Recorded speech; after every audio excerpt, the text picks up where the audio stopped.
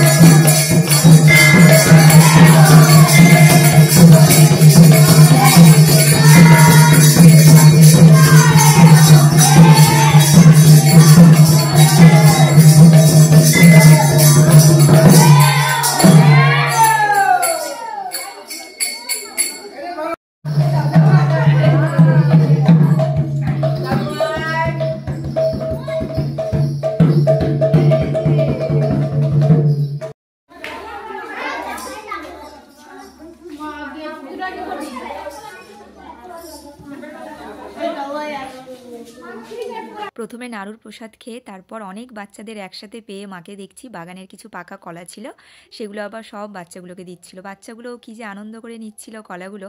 যাকগে আমি কিন্তু প্রসাদের একটা নাড়ু পেয়েছি। যাকগে সেটা এবার খাওয়া যাক। তোমরা কটা নাড়ু খেলে আমাকে কিন্তু কমেন্টে অবশ্যই লিখে জানাবে। তবে আসি, বাই।